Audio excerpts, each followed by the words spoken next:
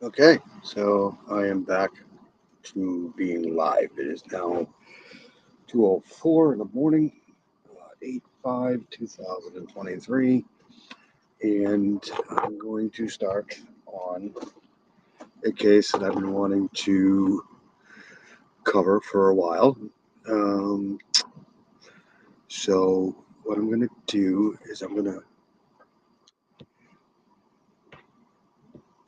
do this first.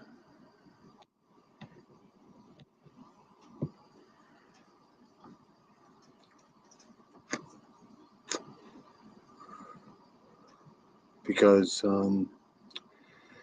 it's a very, very sad story. And um, just horrible. Absolutely horrible.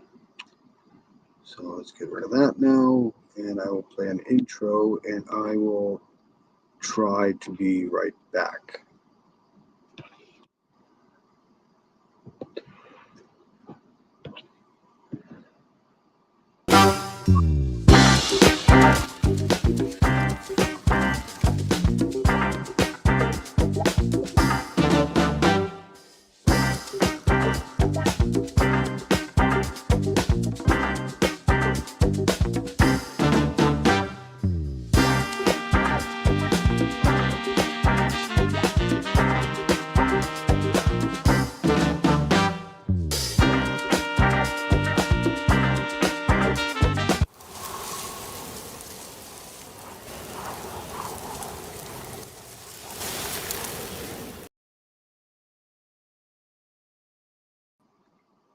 Okay, so what I'm going to try to do tonight is this is the introduction to the case.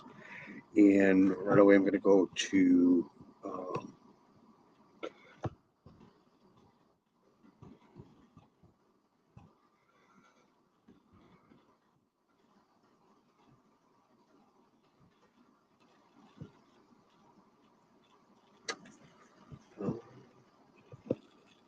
actually, I'm going to put music on because I can do that.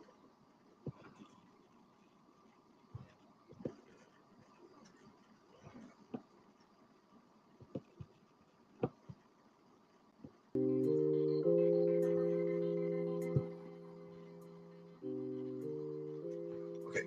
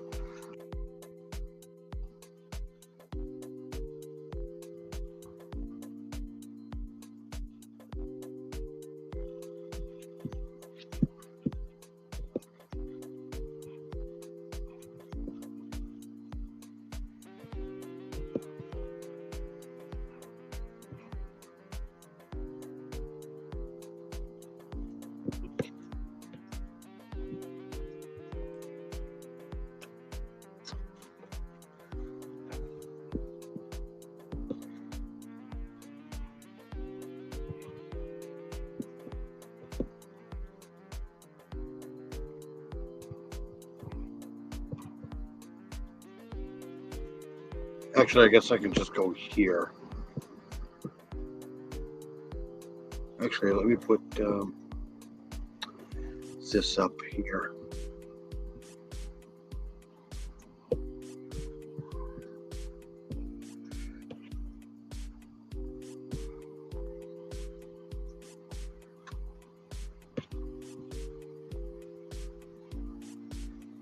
Fantastic.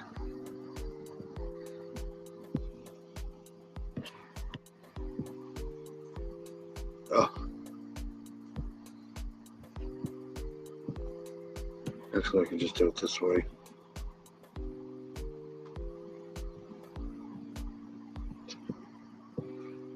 All right, there we go.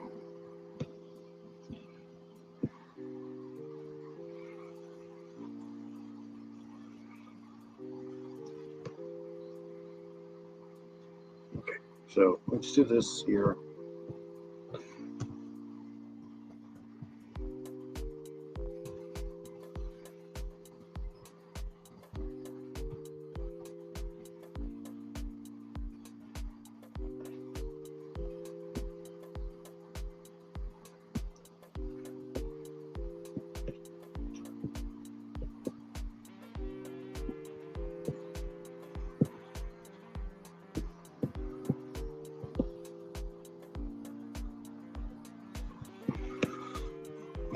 right, let's get out of here and do some reading.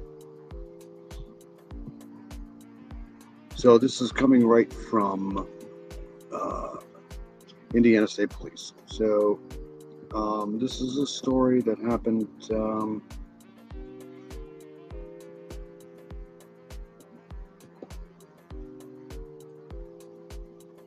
November 21st, 2016. And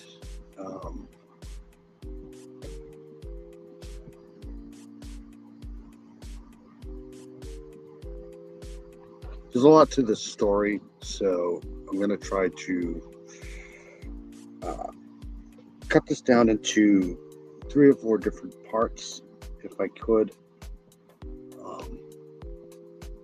But these are the victims. So you have Kiana Davis, 11, Garrett Phillips, 9, Carrie L. McDonald, 7, Keani Walsh, 5.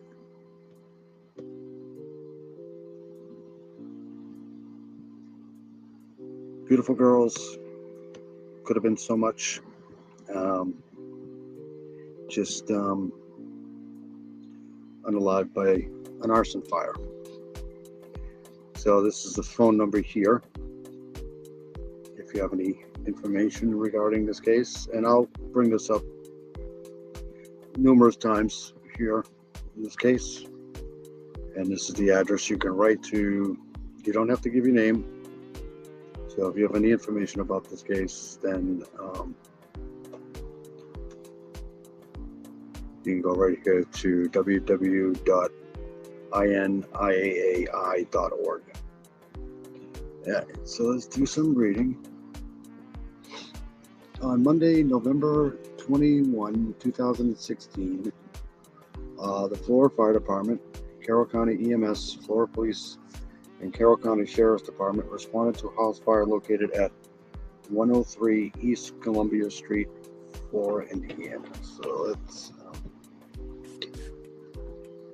do that.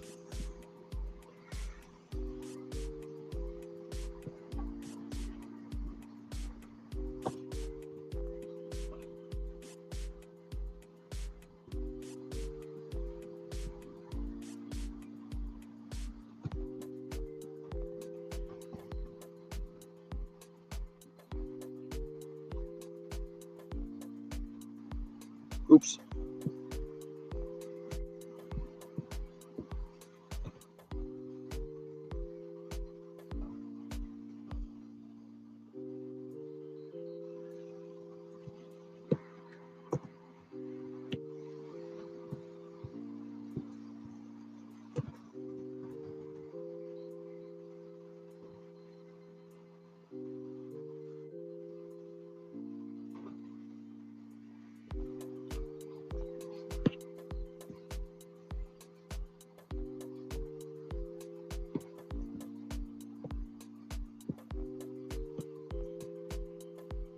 Okay, so let me close this out for a second.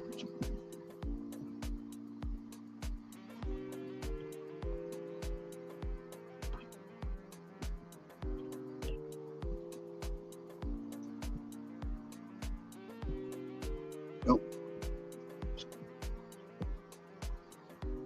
Okay, so this is the house here.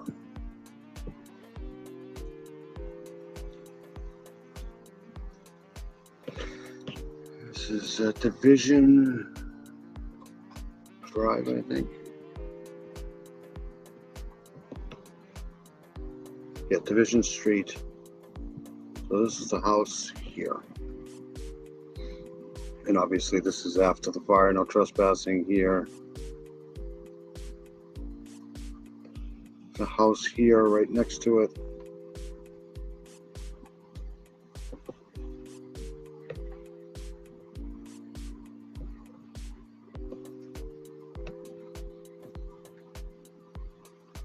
Street lights.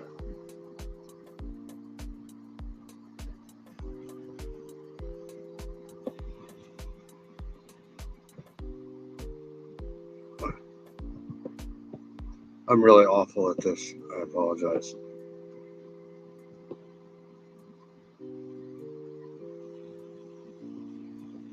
So that's the stairway there. That looks like a skylight thing here.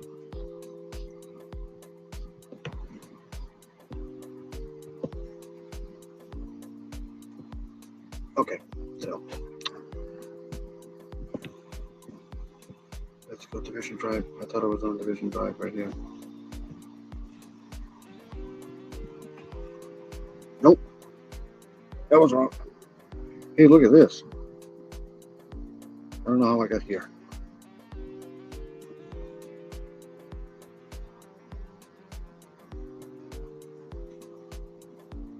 What the hell am I?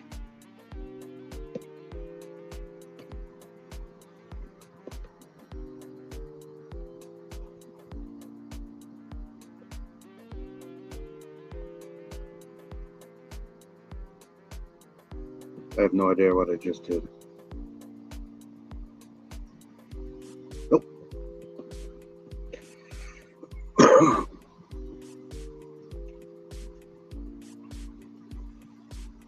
Wow, I'm...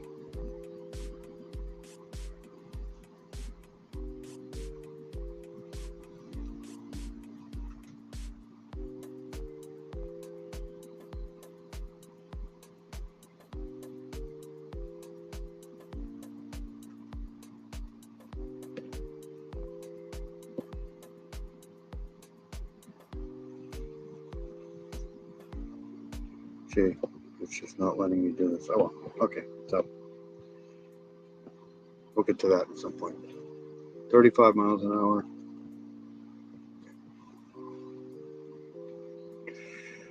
All right, so stop this here. We're gonna go back to this.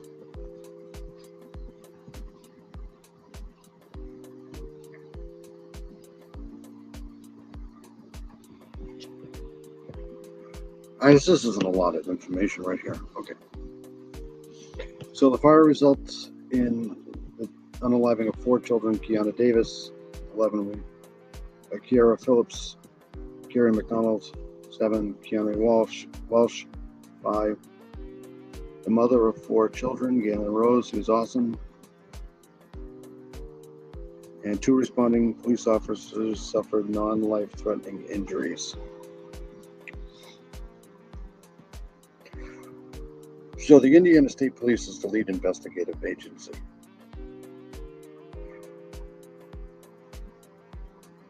And it's being assisted by Carroll County, which is not good, the Flora Police Department, and fire investigatives from the Indiana Department of Homeland Security.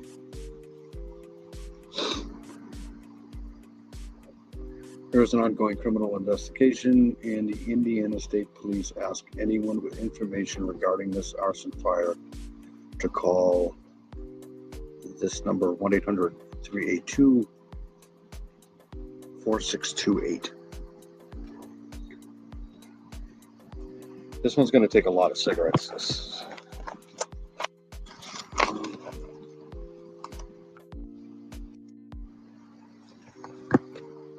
A reward of up to $5,000 is being offered for information leading to an arrest or conviction of the person or persons responsible for this fire.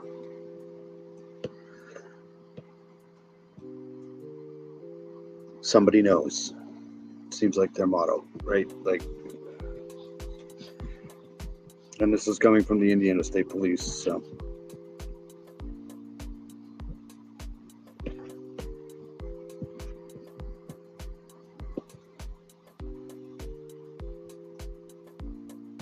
I mean, these girls were so beautiful. Okay, so let's go back here and stop this screen. What I want to do is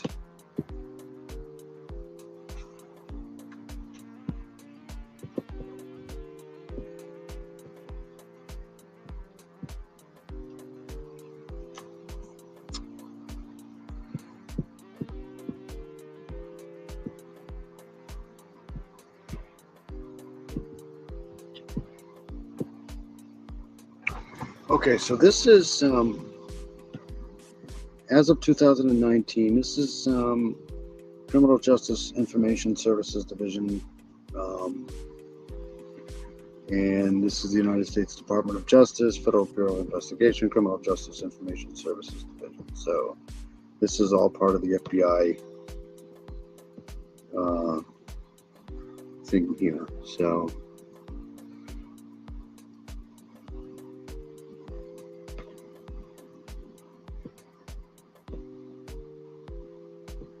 too many screens open. Okay, so I'm here, and this is specifically topic pages arson.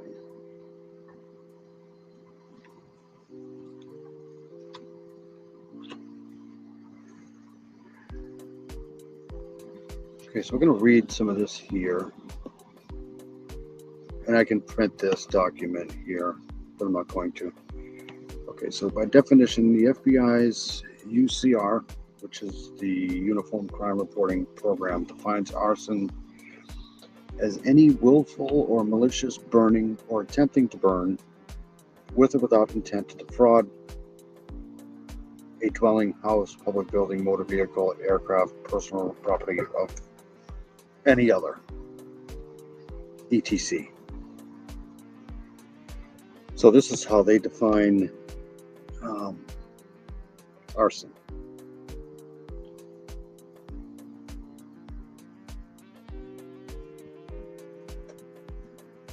Willful or malicious burning. Anything. Or attempting to burn. Or without intent to defraud.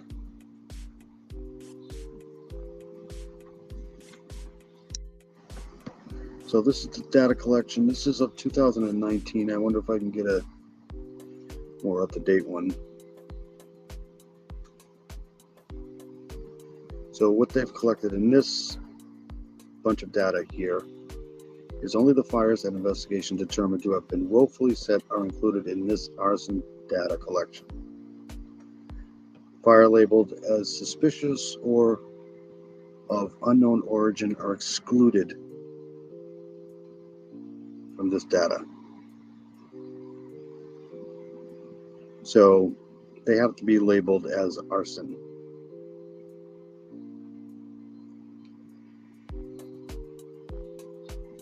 So these cases here that are suspicious of arson or of unknown origin, they're not in this report.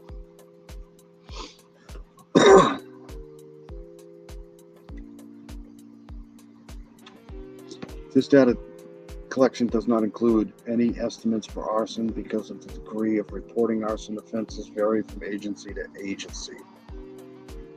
Because of this disparity in reporting, arson offenses are excluded from tables 1 through 7.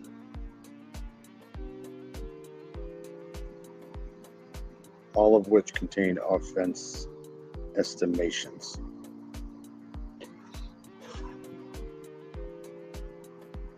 So this is going to be difficult for me because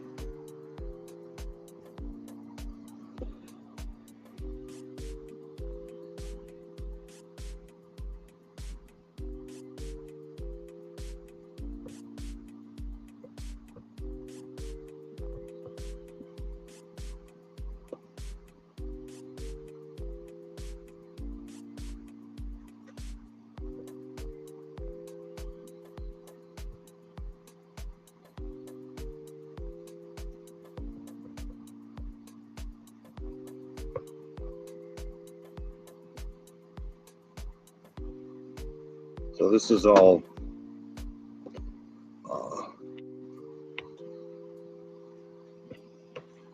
crimes in the United States by volume and rate per 100,000 inhabitants between 2000 and 2019. So the first 20 years of this millennium here.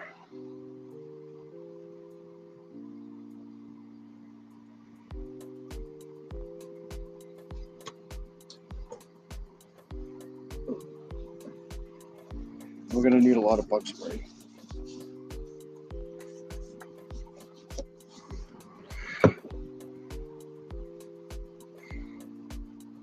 murder and non-negligent manslaughter.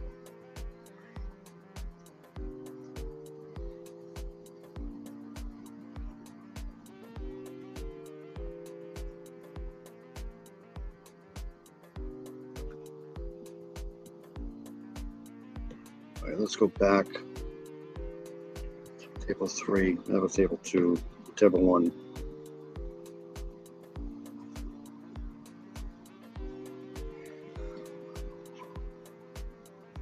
This is Table 2 by community type. This is 2019. United States total population. That's the total population. Violent crime. This is murder, rape, robbery, aggravated assault, property crime, burglary, larceny, theft. Wow. Motor vehicle theft. Then this is breaking it down into metropolitan, cities outside metropolitan, non-metropolitan communities. That's what this is.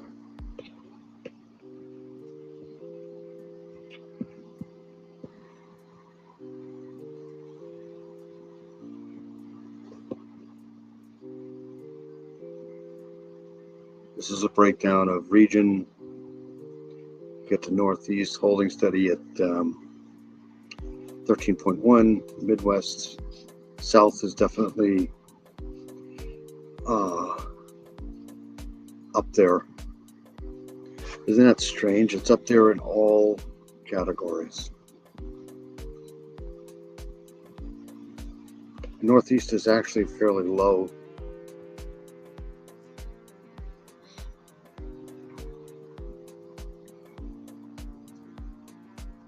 That's weird.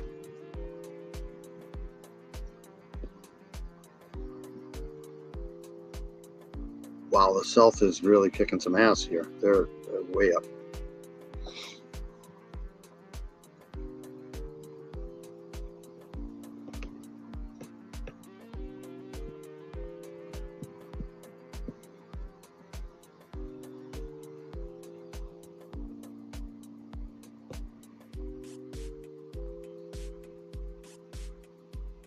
And this is just region, group, geographic division, and state.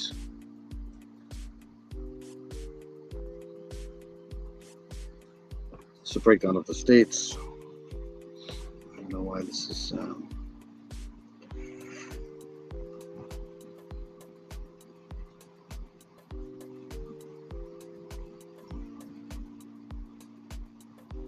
Arson Table 1. So this is what I wanted to look at. So this is Arson Table 1.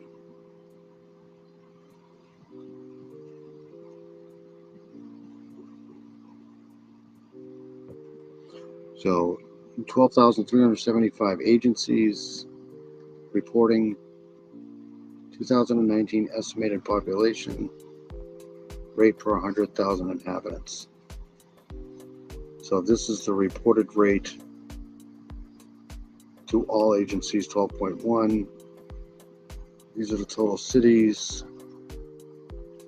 And this is a breakdown of groups 250,000 and over, 21%, a million and over, 19.5%. So this is a breakdown of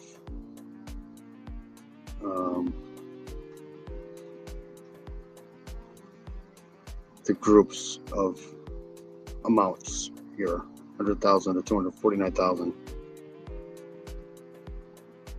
So this is group 1, group 2, and these are all the percentages here.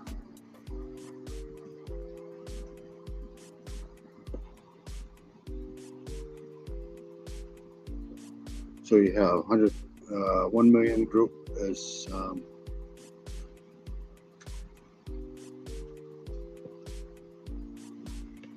19.5%, 23.1% in 500,000 and over, to a million 23.4%.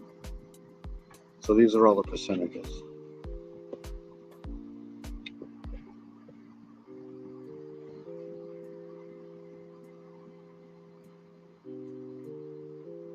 Metropolitan counties 7.7%, non-metropolitan counties 8.9%, suburban areas 8.0%.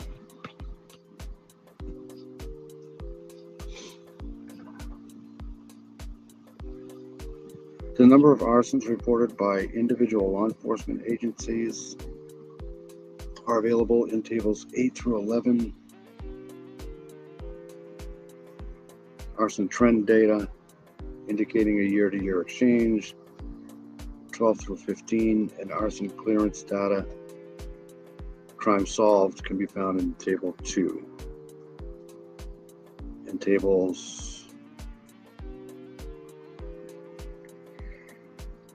25 through 28.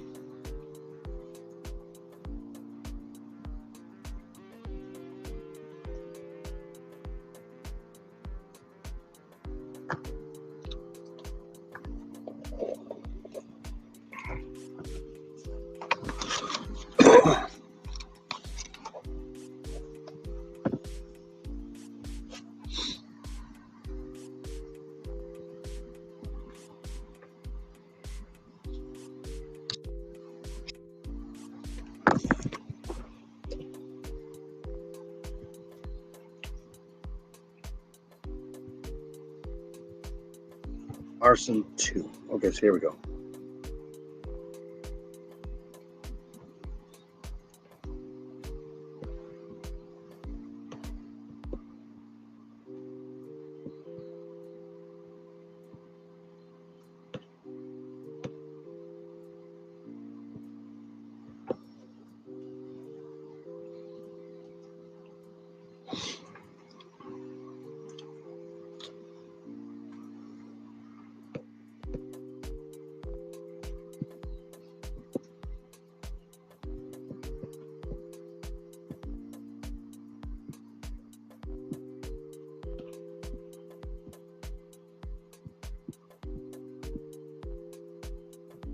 Just one county there. So this is Alaska. This is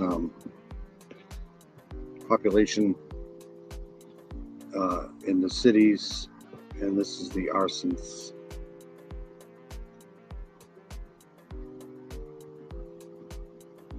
So let's go to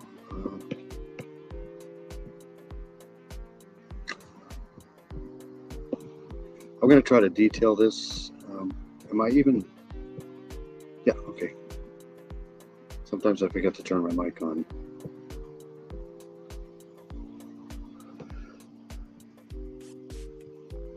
Indiana.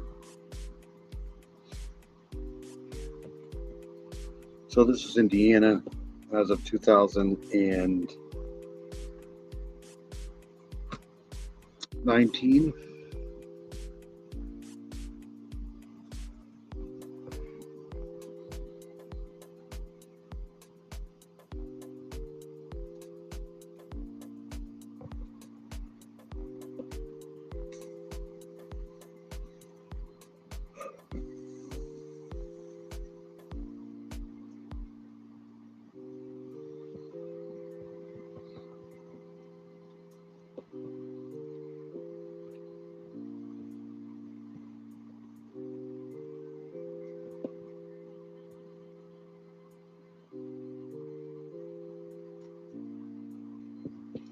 So they don't have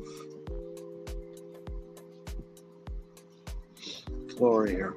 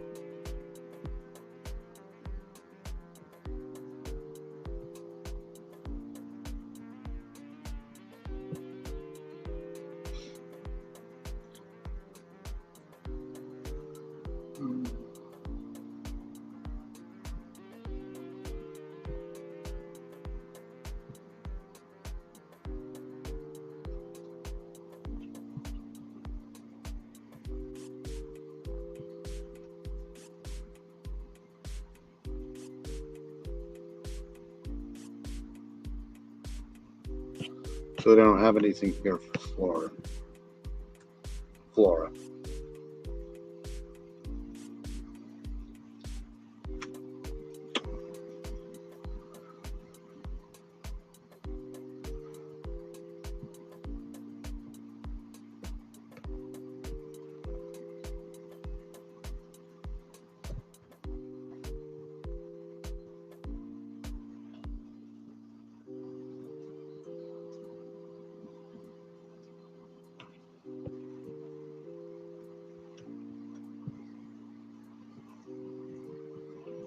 But then again, they don't have Delphi in here either. So, but these are the towns. And here's the numbers. 6 in Columbus, 44 in Evansville.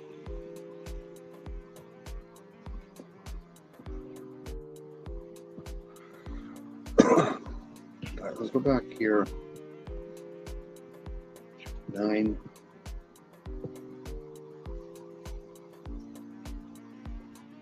Offenses known to law enforcement.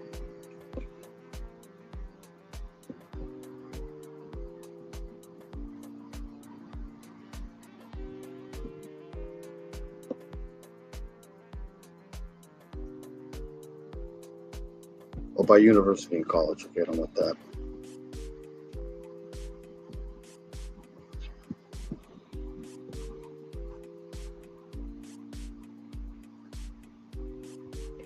The counties.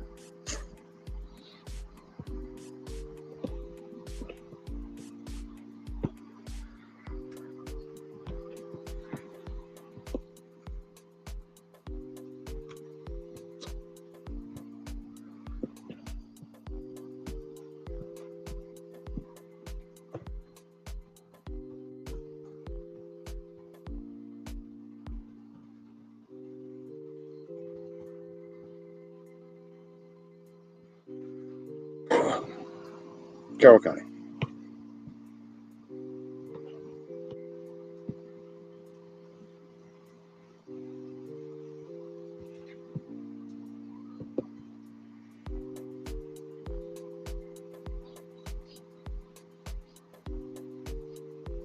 Struck out again.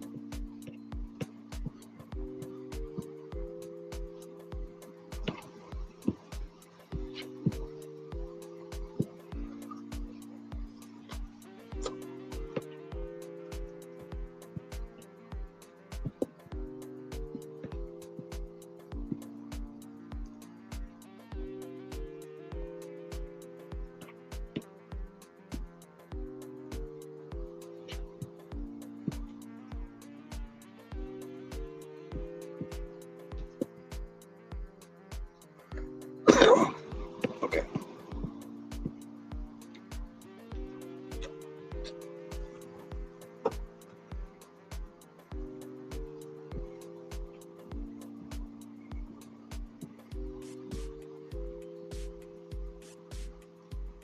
So some of these other places probably didn't provide the UCR with data for 12 complete months. So I'm assuming that Flora is one of those, and Carroll County is another one of those that didn't report. So this is pretty much useless.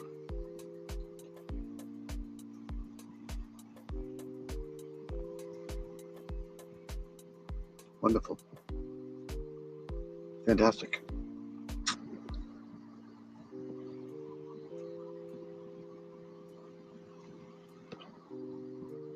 Okay, let's do some reading.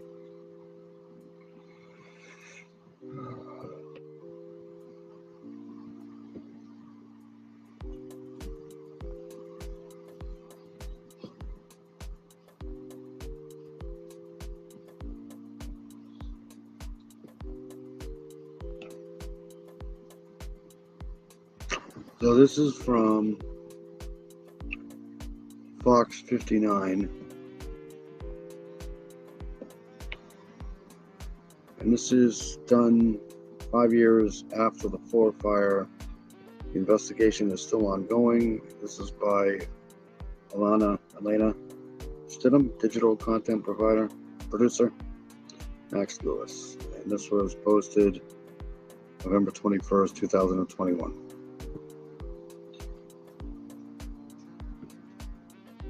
I don't know why that's still doing that.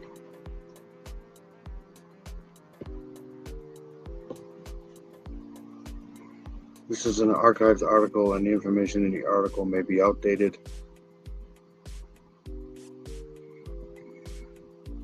It was updated November 22nd, 2021, so a day after it was updated. Okay, Sunday marks 5 years since the tragic Flora fire, which took the lives of 4 young girls. The fire was ruled as arson, with Indiana State Police looking for those responsible ever since.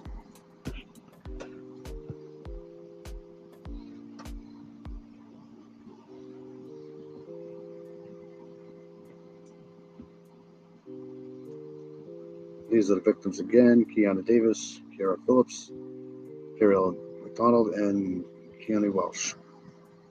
The girls were trapped inside their burning home, and neither their mother nor first responders were able to get them out. There's not a day that goes by where their mother, Galen Rose, doesn't think of the little girls. The mere mention of their names brings tears, of course. It's so heartbreaking because you guys can say their name, and I will just break down. It didn't make any sense why it had to happen.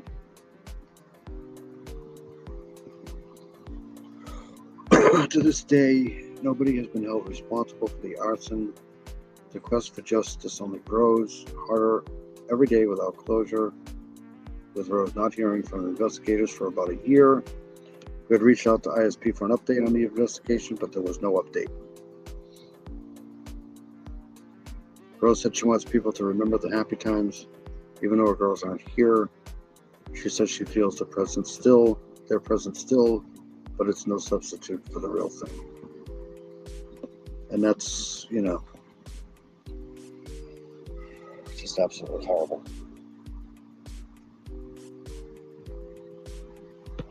To the arsonist who took her daughters from her, Rose said she will never give up the fight for justice. The investigation is still active and ongoing, with a mere $5,000 reward for information. This needs to go up, leading to the arrest of those people. If you know anything, contact State Police, Indiana State Police. So my suggestion is to try to get this reward up to as much as possible, and I have been relentlessly trying to email as many people as I can to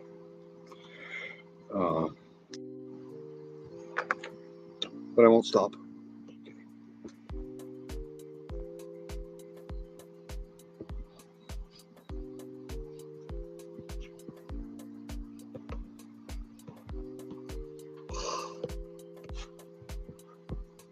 Let's go back.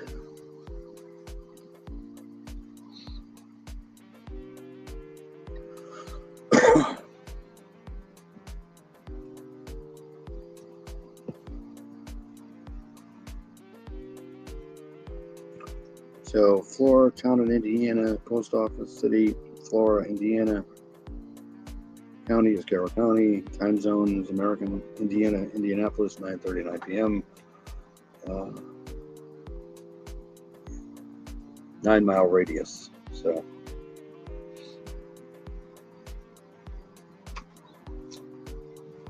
Monroe Township.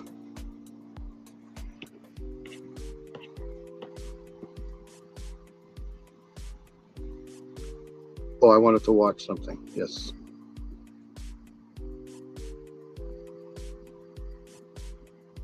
So I wanted to watch this here.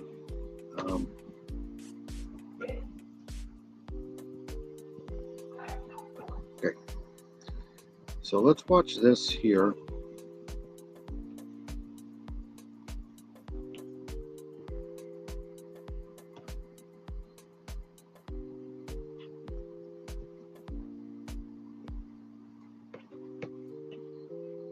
And I'll turn the music off.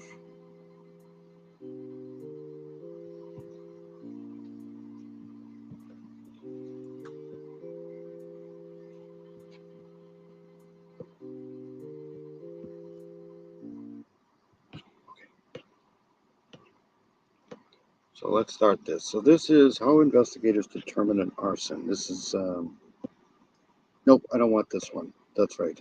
I do not want this one.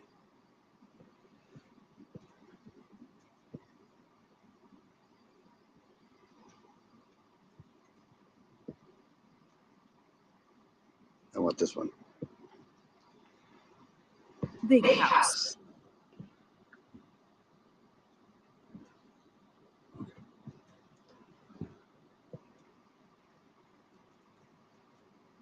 Okay, so I want this one. All right, so this is, I know this is probably not relevant, but it might be. This is behind the scenes with San Diego's arson investigators. And the San Diego Fire Rescue Department gave 10 News a behind the scenes look at the specialty trained team that solves arson cases. So let's look into this. Before we go inside the San Diego Fire Department, we are getting a behind-the-scenes look at the specially trained team that solves our city's arson cases. We examine how they crack the most challenging cases and the tools they use to do it. 10 News anchor Vanessa Van Hefty went along as they set a fire to show us how it's done. It's the Big House, Station 1, the heart of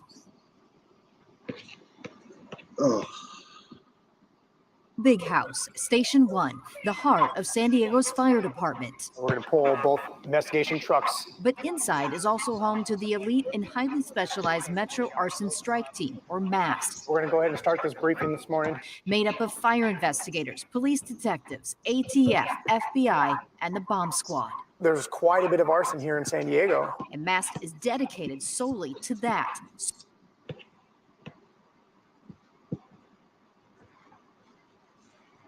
Hi, what are you doing up? Hold on.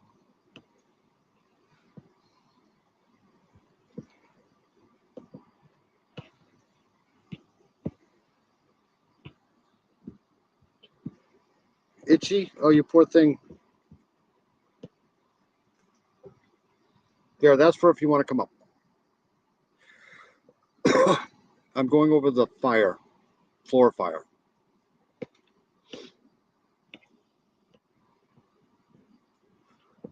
Solving arsons like this one in Logan Heights, killing 3 family members in October. To be part of the team, MAST training goes way beyond the fire academy. Investigator James Shadowan. You're wearing a hat of an electrical engineer, of a scientist, as a firefighter, as an investigator, as a report writer. So there's a lot of different hats that we have to wear. MAST spent the day with 10 News demonstrating how it performs the arduous task. Did the Benadryl help, sweetie? You go to bed. Hi, Cleo. Now, this is my uptime. I'm beginning the Flora thing now.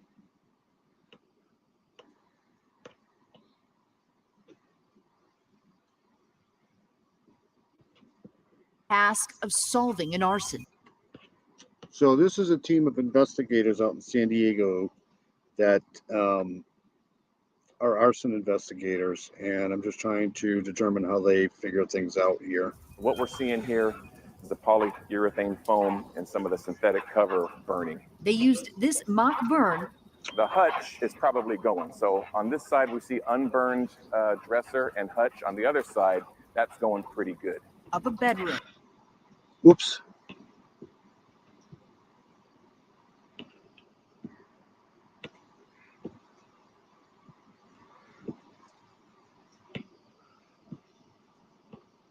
I'll be up for another, I don't know, a couple hours. At least. Letting the fire grow. Yeah, we can come back a little bit. Yep. And grow. Okay, go. Nice and easy. One of the big challenges with fire is obviously it's destroying as it's burning, so we're losing evidence the longer the fire is burning. Investigators start by peeling back the scene. Removing hay from the haystack slowly to identify the needle. The next line of attack, If someone goes into the structure and pours an accelerant, lighter fluid, gasoline, something along those lines, she'll be able to find it. a critical tool in the war chest. She is definitely one of the That's Duke. best tools that we have on this rig. What's up, pretty girl? Ready to work? Emily is one of just 52 dogs in the country that can solve an arson investigation. Few dogs make the cut. Show me. No, this is what I do. I'm up all night long. Yes, I'm outside. Me, myself, and only me. Good girl, That's Duke. Emily. She can detect hundreds of accelerants. Repetition keeps her sharp. I'm going to give her the command to show me. Show me. Shadoan tags the area Emily alerts. Samples are sent to the crime lab. Having the resource of an accelerant detection canine is very important in an investigation. If a potential use. I wonder if they use canines in the Flora fire. I'm sure they did.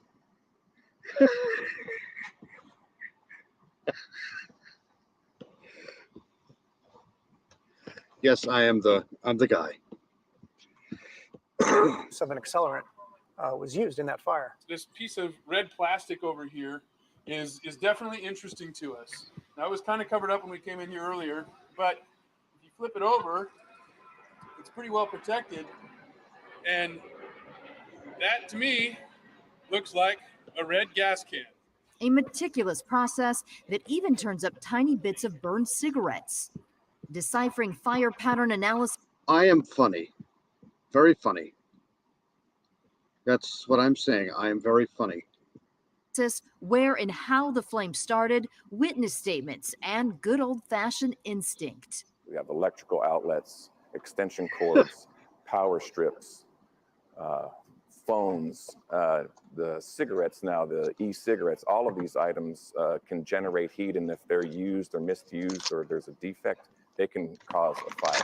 Some 400 suspicious fires a year are reported in San Diego, the ones that weigh heaviest when a death is involved. 2 siblings died in this Rancho Bernardo fire in 2017, their father convicted for recklessly starting the fire, a scene that forever scarred first responders and investigators. We are exposed to a lot of tragedy. We show up on people's worst days of their lives. We have to remain professional. We have a job to do. It doesn't mean that it doesn't affect me or my coworkers. You know, we are human. There is a human element to it. We have to suppress it the best we can to get a job done. And they do, solving more than 20% of their cases and never stopping. You could be in this specialty for a year or 20 years, and you're always going to be learning. On special assignment, Vanessa Van Hefty, 10 News. San Diego's arson dog, Emily, travels all over the country with her handler when duty calls, not just here in San Diego. The science and engineering behind this is just fascinating. Incredible. Yeah, it's fantastic. I actually reached out to a creator, 3D Forensics, and he got back in touch with me. So I'm trying to get in touch with the. There's a guy who specializes in arson investigations, and I'm trying to get in touch with him to see if we can take a look at this case.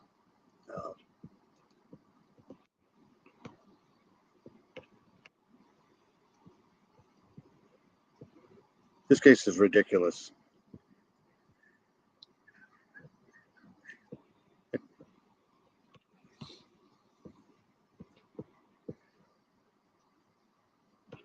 So these are the kids. That's Kiara. I can't. Kiani Welsh.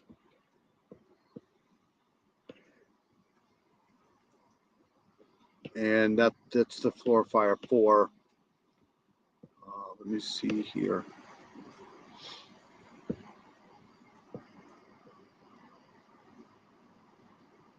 Rid of that. Get rid of that. I got way too many windows open here.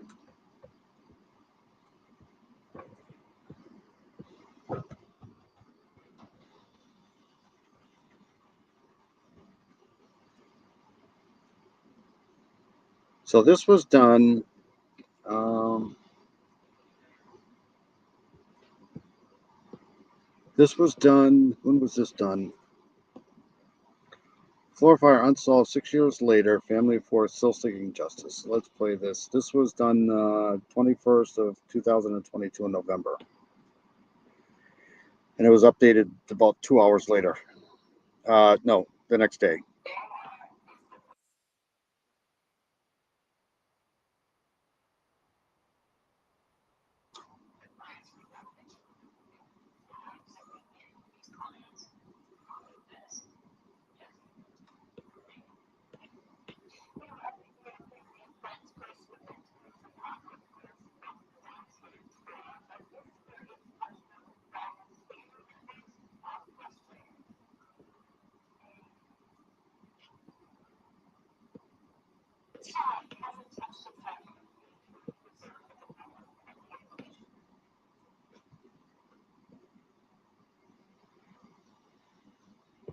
Why?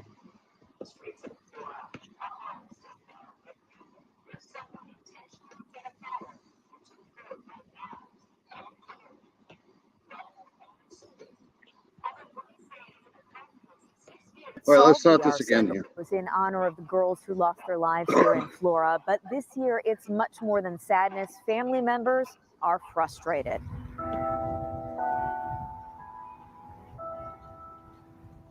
Time hasn't touched the tragedy painfully preserved at the corner of Columbia and Division Streets in Flora. A home still burned and broken, where someone intentionally set a fire and took 4 young lives. I don't come over here because I don't want to see this. Although police say it isn't a cold case, 6 years hasn't solved the arson or dulled the pain for family. I wear their names every day. Keone, Kyriel. According to, it seems like they don't spend any time on this case. So it's a no case.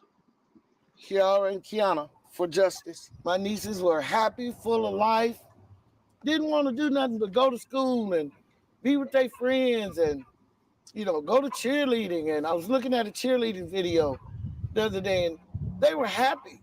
Their loss brings more than sadness now. There's also anger. Jackie claims they haven't heard from detectives in years, and she's upset that police early on said her family wasn't cooperating. That's a lie. And I want them to know they're not doing anything for us. We've trusted the system, and the system has failed. Jackie also feels her niece's investigation has not been handled equally when compared to nearby Delphi. We're angry, not only because they haven't done anything, but because of the differences in the two cases. We were here first. Nobody seemed to give a damn. State police in a statement tell 13 News they continue to investigate leads. Family just wants this arsonist caught. We're going to get justice. We're going to get it. Because somebody ain't going to be able to live with themselves too long. In Flora, Jenny Renovich, 13 News. Okay, so that's that. We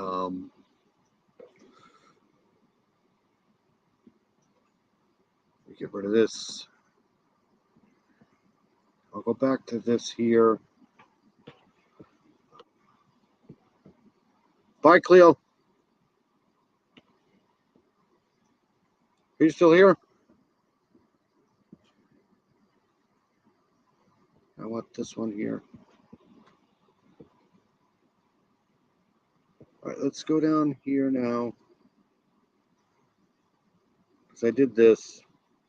This one here. Okay, in 2019, law enforcement agencies provided from 1 to 12 months of arson data, reporting 33,395 arsons. Participating agencies provided expanded offense data regarding 32,199 arsons.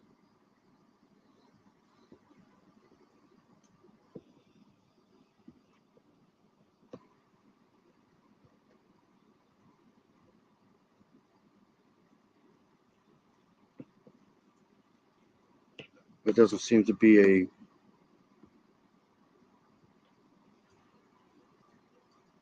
uh, 15.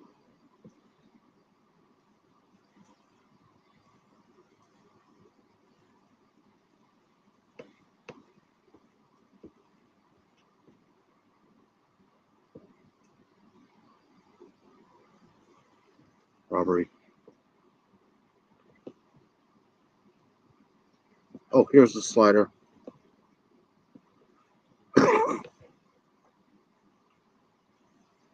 Arson right here. Okay.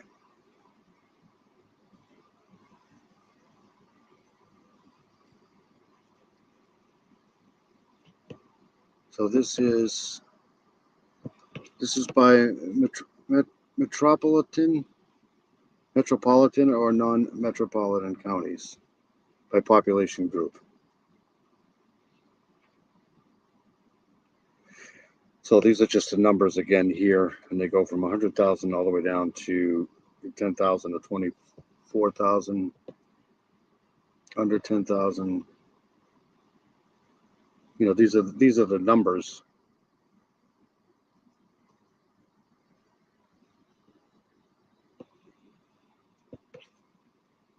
$37, $33. So it went down here. Percentage 12%. That's weird.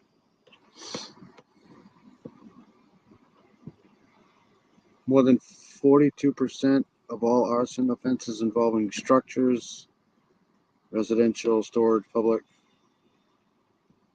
mobile property. 42% are structures of resident or storage, public, etc. And mobile property was involved in 22.6. So more in like housing and houses and other types of property such as crops, timber, fences, 35%. So that's pretty high. The average dollar loss per arson was 16,000, right around $16,000 lost. That seems low. Arsons of industrial manufacturing structures resulted in the highest average dollar losses, of course.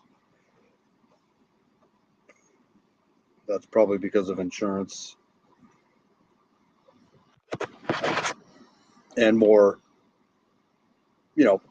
stuff being burnt. Arson offenses decreased 4.9% in 2019 when compared with arson data reported in 2018. Nationwide, there were 10.9% arson offenses for every 100,000 inhabitants. That's a lot.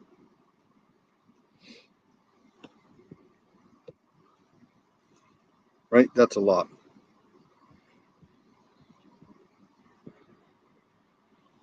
That seems like a lot.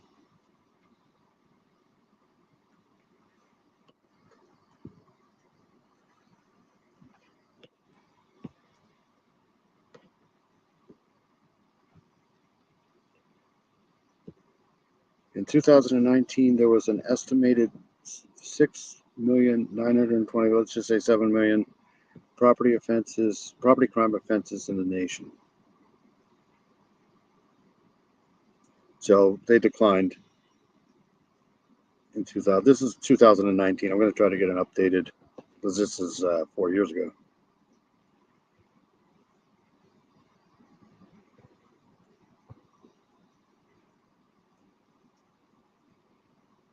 So that's that. So that's some of the stats on arsons, which is, I think, interesting because numbers don't lie, I don't think.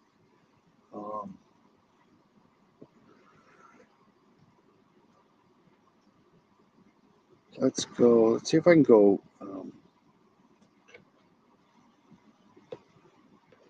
Put the music back on here.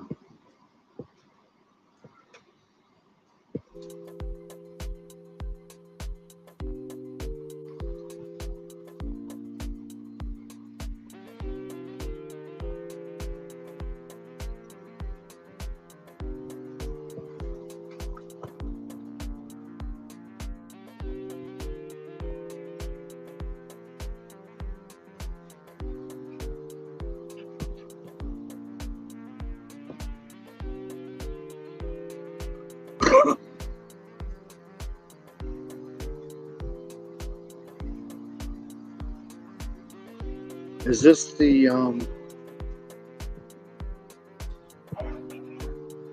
okay, I think this is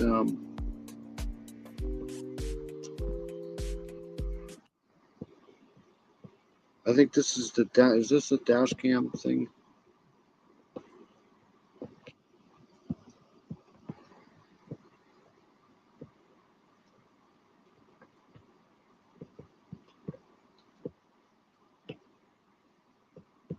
Now in a somber milestone, this Sunday will mark 5 years since these 4 young sisters died in a house fire in Carroll County. Family and friends of those girls are going to gather at the girls' gravesite here in Indianapolis for a memorial service Sunday. Investigators believe that fire was set intentionally. Today, our Rich and I talked to the mother who is still waiting for answers as to why she lost all of her children. 5 years have passed since a fire at this home in Flora killed 4 girls. Investigators concluded this was an arson, but no one has ever been arrested. 4 sisters, ages 5 to 11, could not be rescued from the fire that November morning. Their mother and police both tried and suffered serious injuries. I would want them to be remembered by the goodness that they had in them, the children that they were. They're not here to continue with their lives. I want all positive, good vibes coming from this weekend. State police could offer no update in the investigation, but the case is still open, with a reward for information leading to an arrest.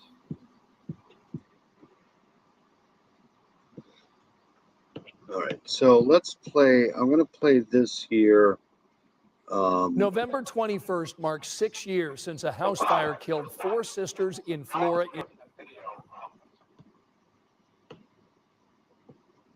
So I just want to bring this back up because this is going to be a little bit difficult to see. This is the dash cam video that came out a few months ago. They finally released the dash cam video, and let's play that.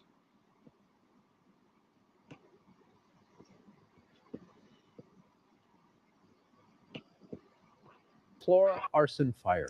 More than 6 years ago, the fire claimed the lives of 4 young girls. They were sisters, ages 5 to 11. Their names were Kiani Welsh, Carrie L. McDonald, Kiara Phillips, and Kiana Davis. The video that you're about to see will be difficult for some people to watch, but it does provide the clearest picture so far of the valiant but unsuccessful efforts to try and rescue those girls that night. Chief Investigator Steve Brown has our exclusive story.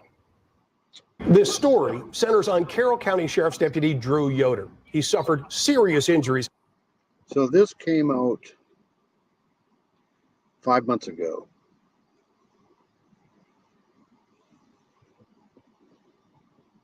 Attempting to reach the 4 girls killed in the Flora fire. We have only ever heard from the deputy once at a brief news conference 6 weeks after the fire. Some nights it brings tears to my eyes. Sometimes I try not to go past there, but I still think of those 4 little girls standing out there, dancing around, smiling at you, waving at you. This is dash cam video of Yoder responding to the fire. You will only see what the camera is pointed at, but Yoder is wearing a microphone, and at times you will hear much more than you see. We're right. Flora police officer Waving at you. This is dash cam video of Yoder responding to the fire. You will only see what the camera is pointed at, but Yoder is wearing a microphone, and at times you will hear much more than you see.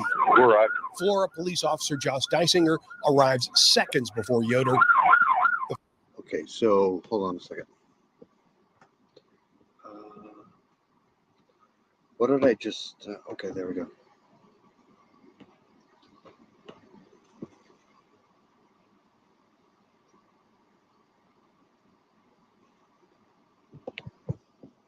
I'm just really awful at this. Really bad, terrible. Okay.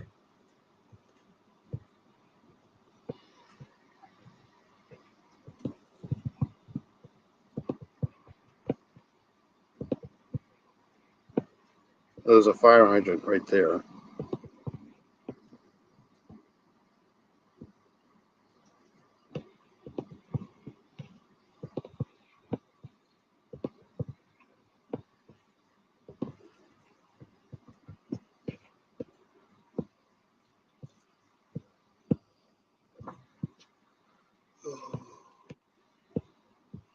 I'm not good with the maps at all.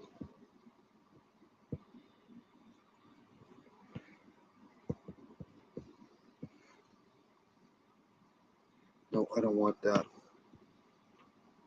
Actually, I do. I want to go back a couple seconds here.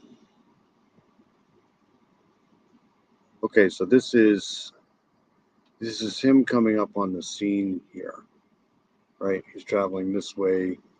That's Division Road, I think, right there.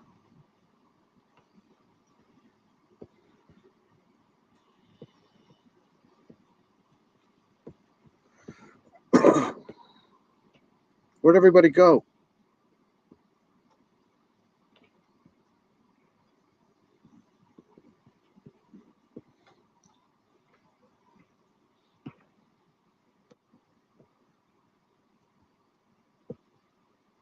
No, this is Division Road, and then this is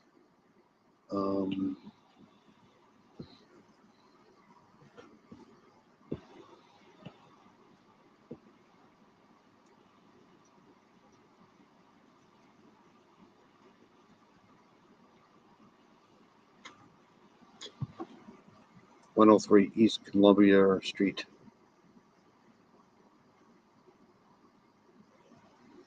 So this must be East Columbia Street here. It's weird.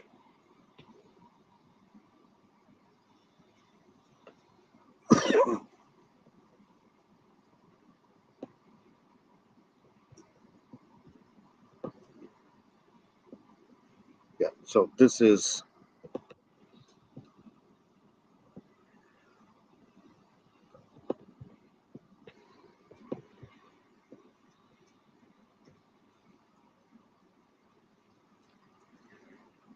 Columbia Drive here, Division Road here. Okay, so he's coming up.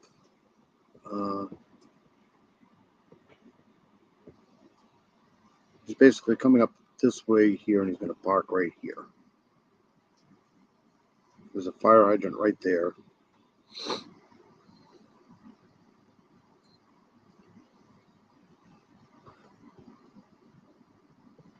So I just wanted to give people a little overview of what's going on here. This is a cross street here. This is the corner. They live right on the corner here. There's another little driveway right here. Seems like there's a little walkway back here. So let's go back to the video.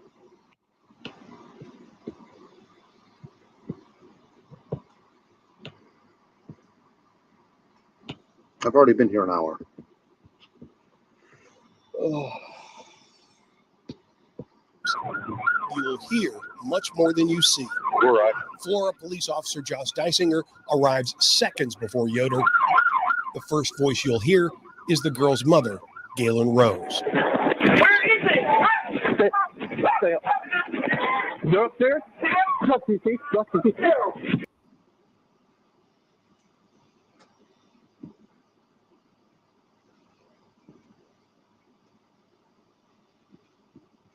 Is the girl's mother, Galen Rose. Where is it? You're upstairs? Yeah. County. Send cover fire as well. Get cover fire in route as well. Yeah. Where are the kids? Upstairs?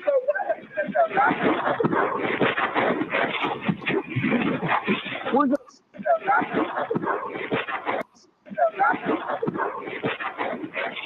Well, yeah. Where are the kids? So that's okay. That's Dysinger.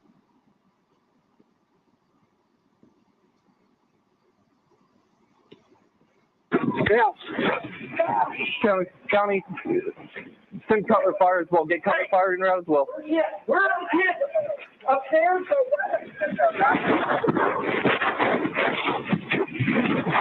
Where's the picture? Stay around the corner to the left.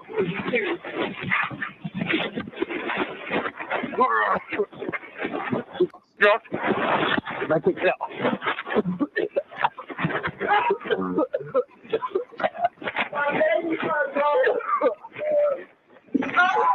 Guys, the next as well.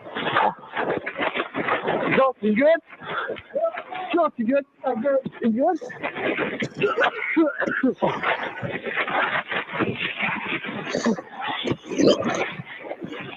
I can't tell, man. I can't tell.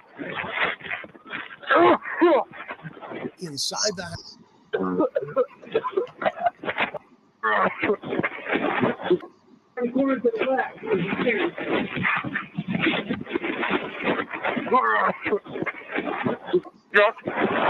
Back it out.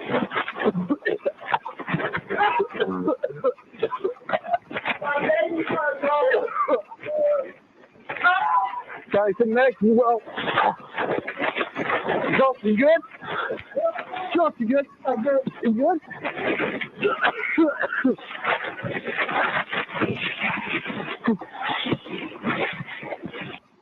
So let's go back here.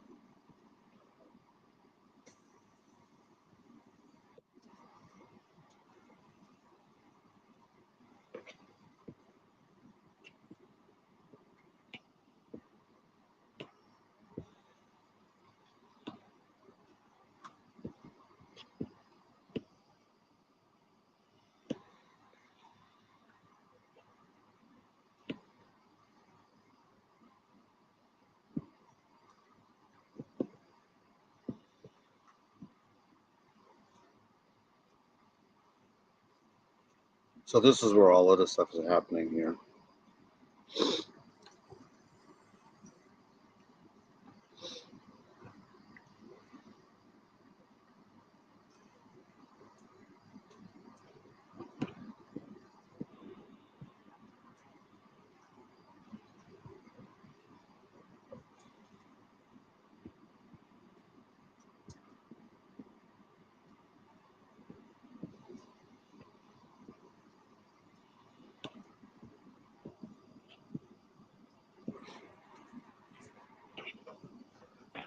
I can't tell, man. I can't tell.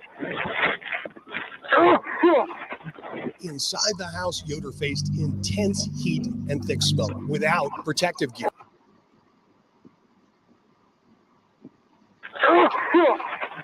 Inside the house, Yoder faced intense. See, this is all firewall stuff here. Strapping. This is tough stuff to break through right here.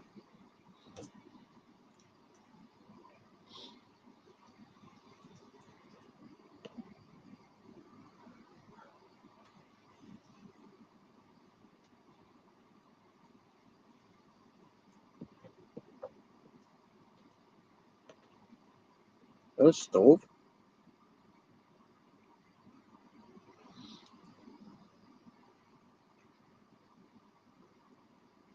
Intense heat and thick smoke without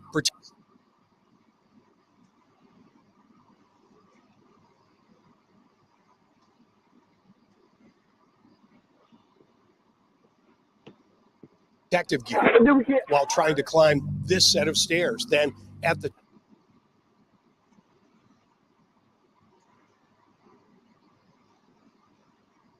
That's a fire, right? I wish they would just get rid of this stupid banner here.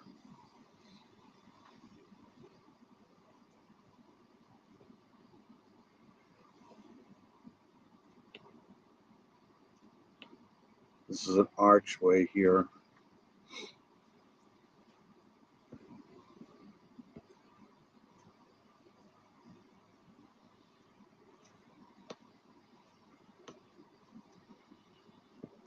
top, a landing on the left, and another.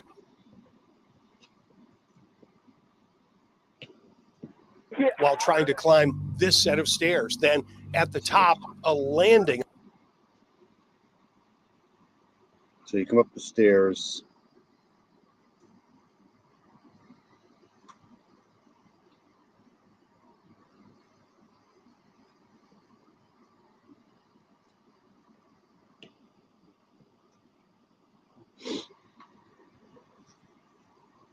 It doesn't seem to be I mean, I could be wrong, but there doesn't seem to be a lot of fire up here. On the left, and another shorter set of stairs. Smoke, though, short.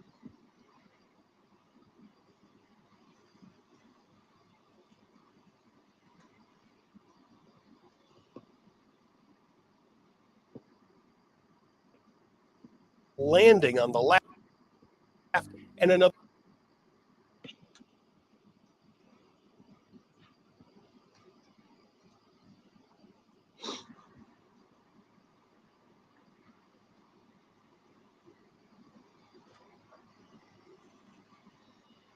This is paneling, I think.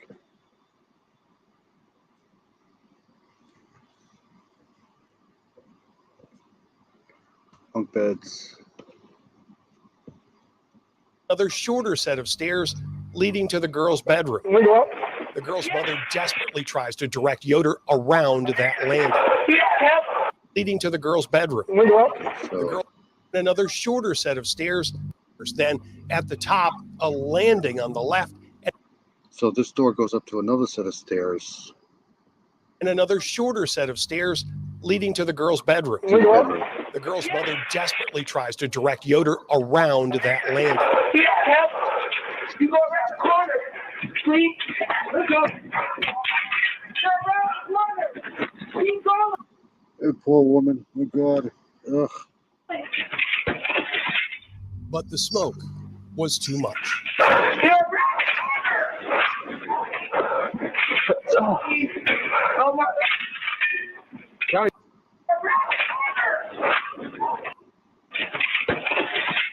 But the smoke was too much. You go around the corner. Please.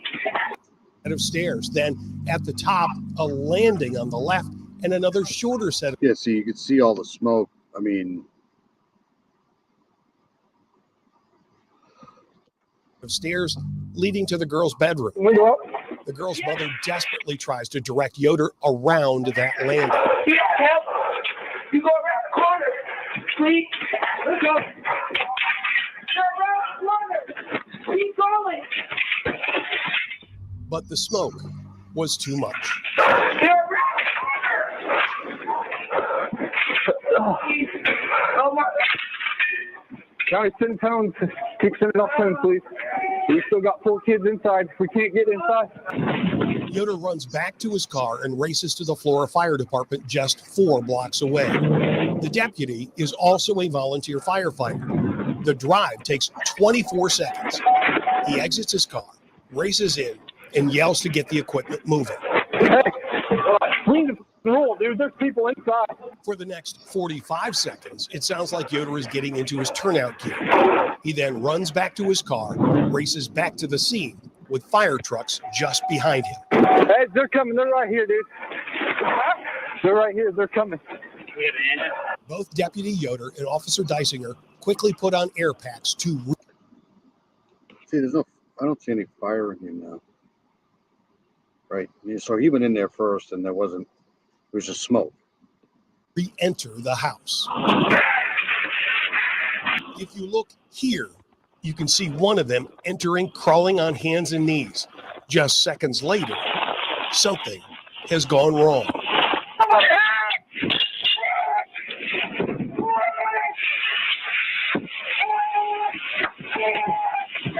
At 3:45, an emergency call goes out.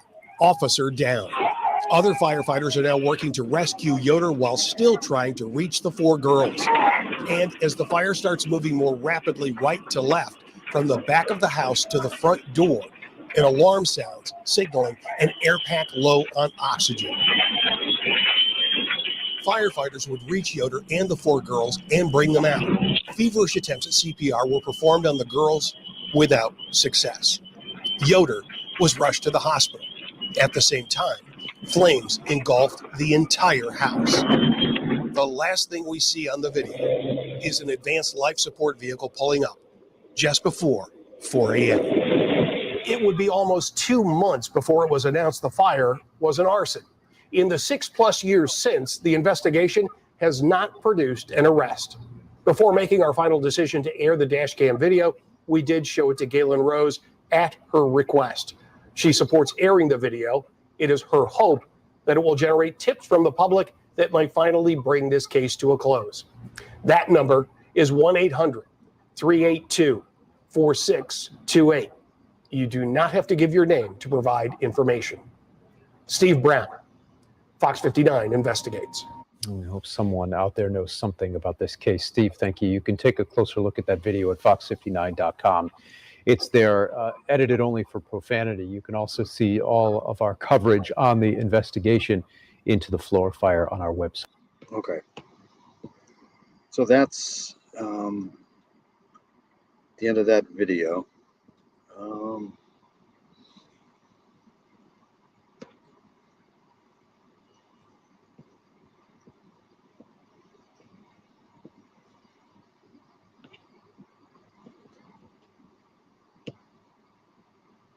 So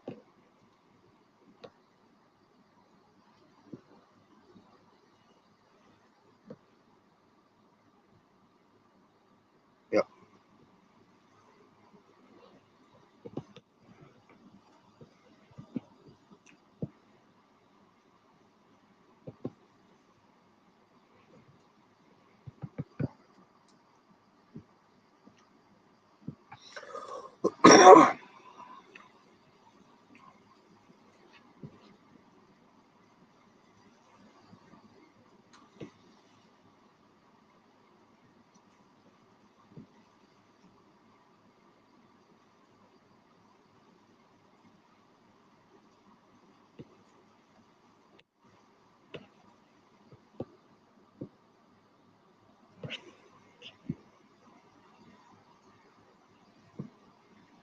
Oh, let me go over here.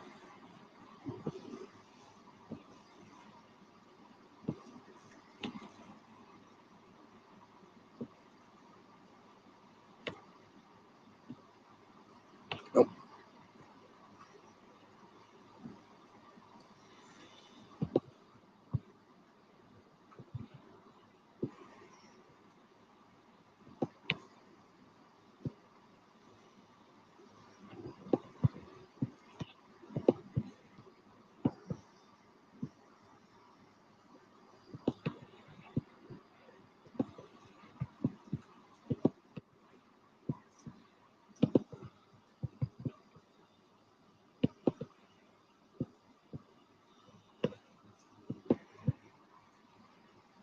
See, there's a whole bunch of house here too.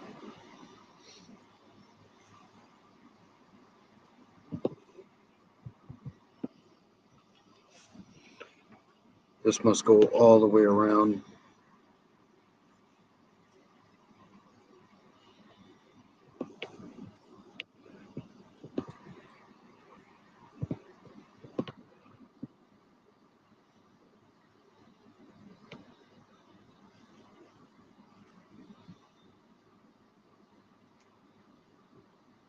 There's drainage right there.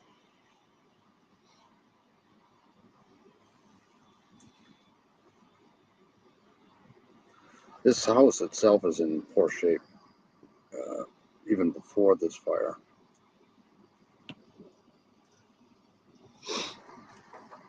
I'd hate to have to roof this.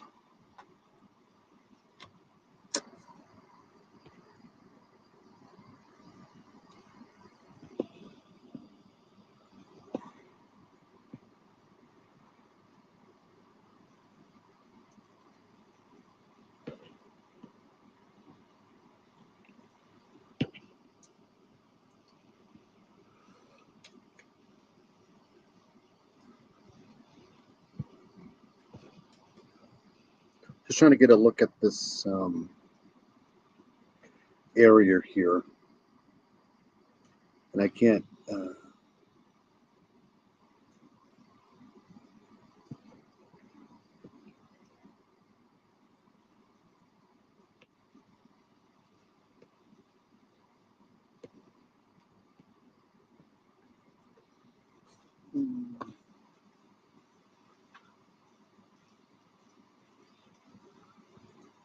Get over there now.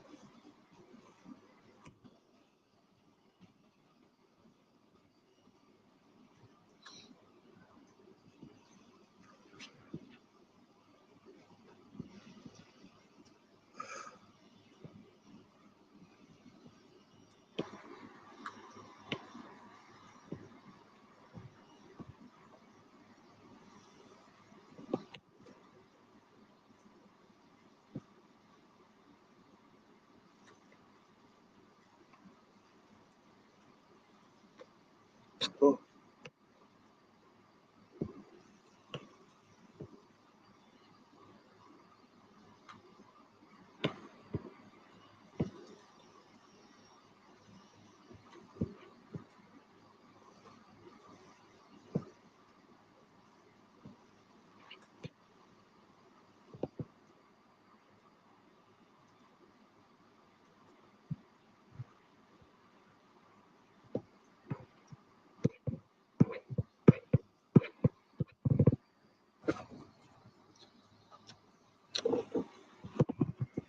Just awful at this stuff here.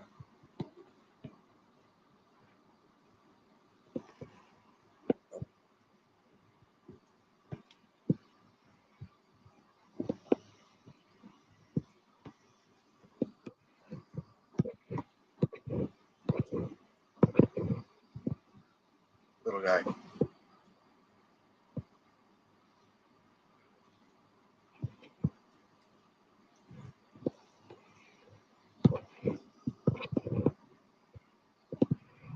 Oh well. So that's that.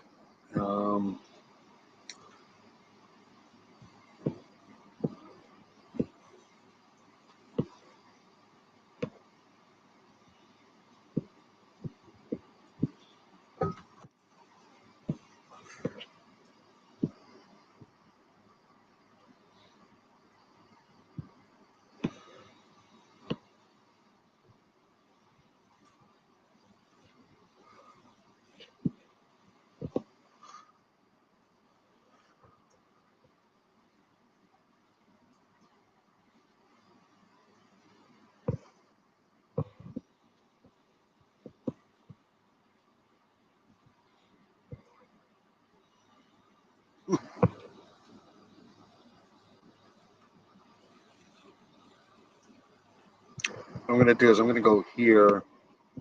As I forgot to do this earlier when I was on earlier, but I wanted to cover this too. This happened a day ago, and hold on a second.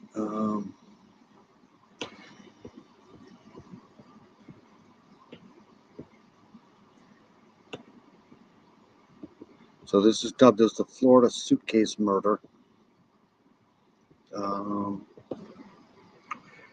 Delray Beach, Florida. Police arrested William Lowe for murdering his 80-year-old wife, Edel Barbosa Fontes, whose remains are found in 5 bags in South Florida last week.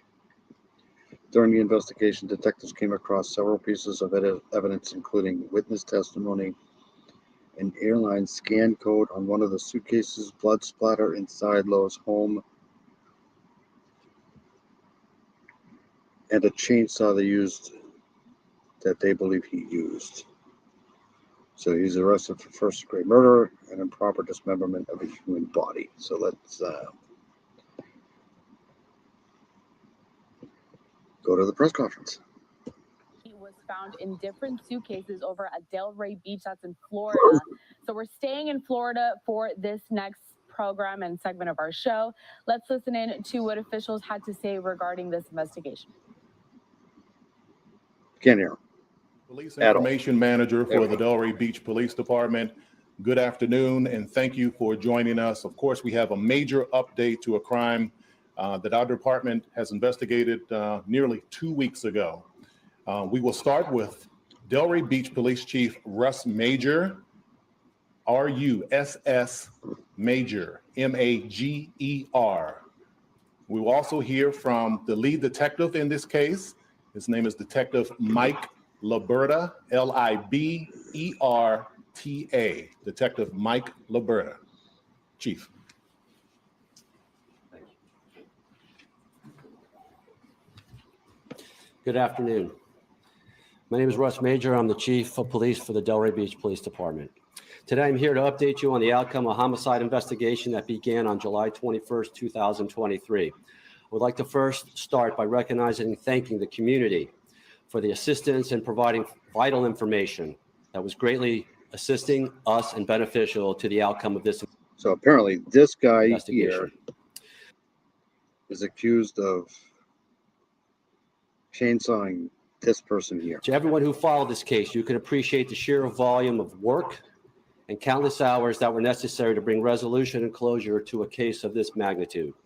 The men and women of the Delray Beach Police Department worked around the clock since July 21st. It makes me proud to be the chief of this organization and to lead this organization. And I would like to personally thank all those that were involved. A special thanks and recognition must be extended to the crime scene investigators and the detectives that were assigned this case. A week ago, we held a press conference asking the public for any assistance to help identify a subject in this case. Today, I can tell you the victim has since been identified, as well as the individual who committed this heinous crime. Our victim has been identified as Miss Ideal Barbosa Fontes, as well as the defendant, Mr. William Lowe, who has been arrested for first-degree murder. Many of you last week asked the question, how could we ever solve this case? Well, it's the dedication and hard work of the men and women of the Delray Beach Police Department that were committed to serving our community. Although we can never fully repair what has transpired, it is our hope that our efforts can somehow bring peace to the victim and her family. I'm now going to hand the mic over to Detective Mike Liberta, who will explain in more detail what transpired and address questions accordingly. Thank you.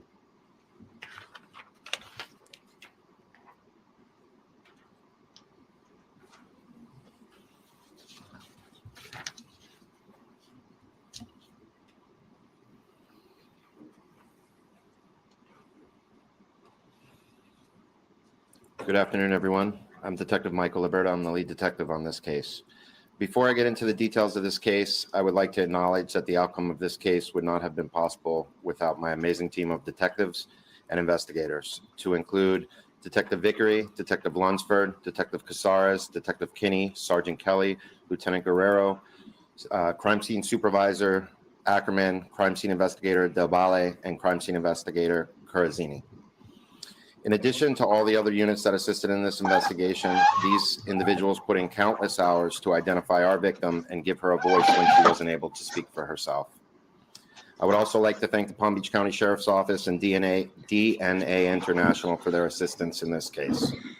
As you all know, on July 21st, 2023, the Delray Beach Police Department received a call from a subject stating they found a suitcase in the Intercoastal Waterway which contained human remains. On this same date, 2 other suitcases were located in the Intercoastal Waterway of Delray Beach. Detectives worked through the evening and into the early morning hours. On July 22nd, a multi-agency marine operation was conducted in search for additional bags. Detectives located 2 additional bags in the Intercoastal Waterway within the city limits of Delray Beach. Over the next several days, detectives conducted neighborhood canvasses and developed multiple witnesses that were able to supply information in reference to a vehicle and a subject that was seen in the area multiple times prior to the suitcases being located.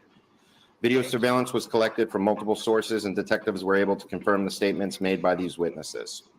A vehicle tag was obtained, which led us to a subject that lived in the immediate vicinity of the area where the suitcases were located. That subject was identified as William Lowe, Jr. Numerous search warrants were authored and executed, and dental records were obtained from this address. Detectives were able to then confirm the identity of our victim as Ideal Barbosa Fontes.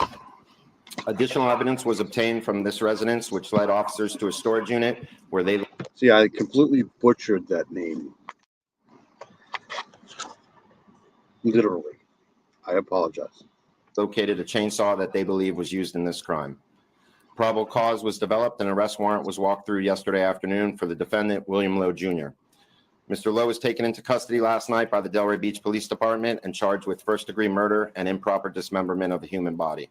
Mr. Lowe attended first appearance this morning and was not granted a bond. In closing, it is important for myself and the members of the Investigation Division, as well as the Delray Beach Police Department, to express our sincerest condolences to the family and friends of Mrs. Barbosa Fontes. Thank you. Questions now? Yes, sir. Can you describe what he told you, why he would do something as heinous as this? The defendant obtained counsel and did not give a statement. Do you all believe there was anyone else involved? We do not at this time. Any idea about a motive? We do not.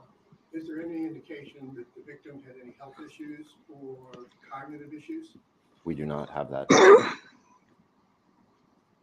So can you walk us through in a little better detail how you determined this was the guy? As I mentioned, the witnesses supplied us information of the subject in the area. We collected video surveillance from the area. We obtained a tag. That tag led us to that address. When we did a search of who resides at that address, it was seen that Miss Barbosa resides at that address. There was also a airline scan code within one of the suitcases that came back to an A Barbosa, missing a character. So it was ONTES. And then we saw that Fontes, FONTES, lived at that address. Do you have anyone who actually saw him place the suitcases in the intercoastal water? At this time, no. So you said you don't have an idea about a motive, but we did read in the documents that there was a mention of him giving flowers to a neighbor. Does that play a role at all in this? At this time, I don't feel that's related. We also read in the probable cause affidavit that her sister lived in the same apartment complex. Did you talk to the sister? The condo upstairs was his sister's condo. She has not been there in 3 years. He had access to that condo as well. So you talked to her? We have not made contact with her. Did you identify the suspect before you identified her? You know, when you get into true crime, I mean, before you get into true crime, you pretty much, I don't know, when you pass the age of 30 or 40, you start realizing how crazy people really are. But you don't really get into exactly how crazy people are until you get into true crime, because people are crazy. People are absolutely nuts. The victim or the Crazy. victim before you identified the suspect? The suspect before the victim. Can you talk to us a little about the state inside that condo, that apartment, when you guys walked in there? Can you talk to us a little about, what you found there? Was it obvious that there had been a crime occurred? Yes, there was evidence that a crime occurred. And that's because you walked in and there was blood splatter everywhere, or how was? There was blood spatter in the apartment. So you contend he killed her in the apartment, then he cut the body up into pieces and put it into 5 different suitcases? Correct. And dumped those? I mean, suitcases, right? Like, within the last 4 months, 5 months, there's been probably more people found in suitcases. I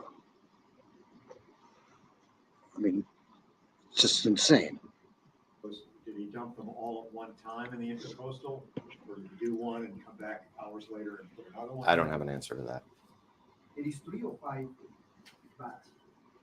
I'm sorry? 3 or 5 bags. 5 bags total. 5. They're not all suitcases, right? Correct. So how many suitcases? 3 suitcases, a tote type purse, and a smaller purse. How many locations did you find a chainsaw? Where? How many locations? There was in the storage area or just the apartment? No, there was just one chainsaw in the storage unit. Do you believe at this point that you found all the suitcases? I mean, honestly, how many chainsaws do you really need? Yes. One will do the job. Do you believe this is the first time he's done something like this? I can't answer that question. I do not know. Sometimes reporters ask the dumbest questions. I'm telling you, just dumb questions. But, Cause of death? The cause of death? Gunshot wound to the head. Did you recover the gun? We recovered a gun. So his attorney this morning said this guy is totally innocent. He vehemently denies any allegations about this. He said he's a decorated Vietnam War veteran who received a Purple Heart. How certain are you that you have the right person? look, I'm here to tell you that of all the people on the planet, right, there's probably 7-9 billion people on the planet. There's a very small amount of those 9 billion people, maybe 10, that are actually going to admit to doing something like this. They're not going to come in and say, yeah, you got me, I did it. No, that's not going to happen. I am very certain I have the right person, based on the evidence that I have. Can you specifically say what evidence makes? I don't want to get into the full evidence. The probable cause affidavit will be released to you all, and you could get that from there. How long have they been married? approximately 15 years. Was there ever a call to that apartment for problems between them as a couple, or? No. And I know you said you don't know a motive, but I mean, maybe you can speak on this, but I don't know what would motivate you to do this. I mean, this was no small task. Not only was she shot, but then dismembered, which is no easy task, and then talk about what type of person that is. I'm not a psychologist. I can't answer that question. Can you describe his demeanor when you questioned him? He seemed very nervous. Was he surprised you? I think the question was, can you get into psychology of why somebody would do this? No, Where did you make the arrest? Can you describe the arrest? I'm not really sure where the vehicle was stopped yesterday. I'm not sure where the vehicle was stopped at.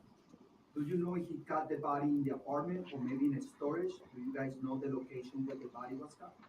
We believe it was the residence. Can you talk about it in the probable cause affidavit? It talks about catching him coming back into the home through a back window. Can you talk about what happened in those moments? Because there was search going on.